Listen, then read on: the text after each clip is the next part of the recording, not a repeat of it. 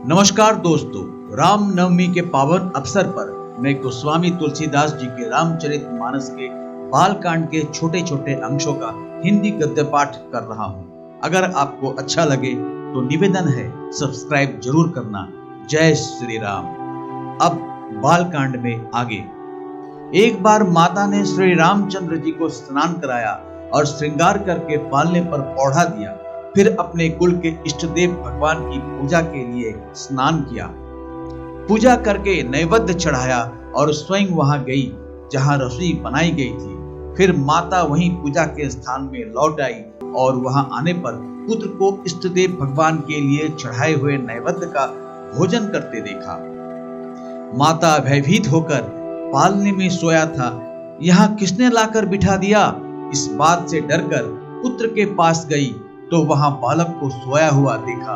फिर पूजा स्थान में लौटकर देखा कि वही पुत्र वहां भोजन कर रहा है। उनके हृदय में कंप होने लगा और मन को धीरज नहीं होता। वह सोचने लगी कि यहाँ और वहां मैंने दो बालक देखे, यह मेरी बुद्धि का भ्रम है या और कोई विशेष कारण है। प्रभु श्री रामचंद्र जी माता को घबराई हुई देखकर मधुर मुस्कान से हंस दिए। फिर उन्होंने माता को अपना अखंड अद्भुत रूप दिखलाया, जिसके एक एक रोम में करोड़ों ब्रह्मांड लगे हुए हैं। अगणित सूर्य, चंद्रमा, शिव, ब्रह्मा, बहुत से पर्वत, नदियां, समुद्र, पृथ्वी, वन, काल, कर्म, गुण, ज्ञान और स्वभाव देखे और वे पदार्थ भी देखे जो कभी सुने भी न थे। सब प्रकार से बलवती माया को देखा कि वह भगवान के सामने अत्यंत भयभीत हाथ जोड़े खड़ी है। जीव को देखा जिसे वह माया नचाती है और फिर भक्ति को देखा जो उस जीव को माया से छुड़ा देती है।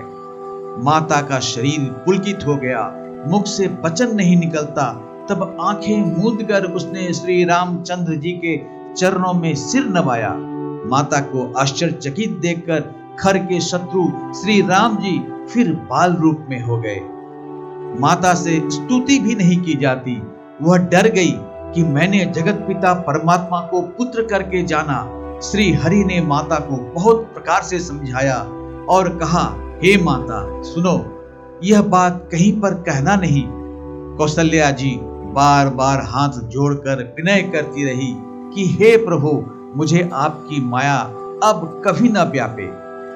भगवान ने बहुत प्रकार से बाल लीलाएं की और अपने सेवकों को अत्यंत आनंद दिया।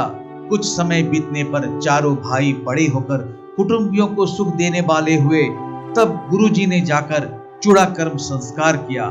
ब्राह्मणों ने फिर बहुत सी दक्षिणा पाई।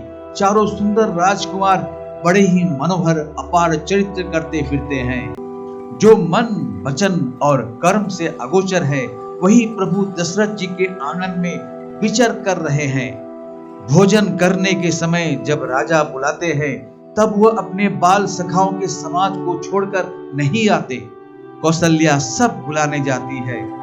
कौशल्या माता जब बुलाने जाती है, तब प्रभु ठुमक ठुमक भाग चलते हैं। जिनका वेद नेति इतना ही नहीं कहकर निरूपण करते हैं और शिव जी ने जिनका अंत नहीं पाया, माता उन्हें हठ पूर्वक पकड़ने के लिए दौड़ती है। वे शरीर में धूल लपेटे हुए आए और राजा ने हंसकर उन्हें गोद में बिठा लिया। भोजन करते हैं पर चित्त चंचल है। अवसर पाकर मुंह में दही भात लपटाए किलकारी मारते हुए इधर उधर भाग चले। श्री रामचंद्र जी की बहुत ही सरल, भोली और सुंदर मन भावनी बाल लीलाओं का सरस्वती, शेष जी, शिव जी और वेदों ने गान किया है। जिनका मन इन लीलाओं में अनुरक्त नहीं हुआ, विधाता ने उन मनुष्यों को वंचित कर दिया, नितांत भाग्यहीन बनाया। ज्यों ही सब भाई कुमारावस्था के हुए, त्यों ही गुरु, पिता और माता ने उनका यज्ञोपवीत संस्कार दिया।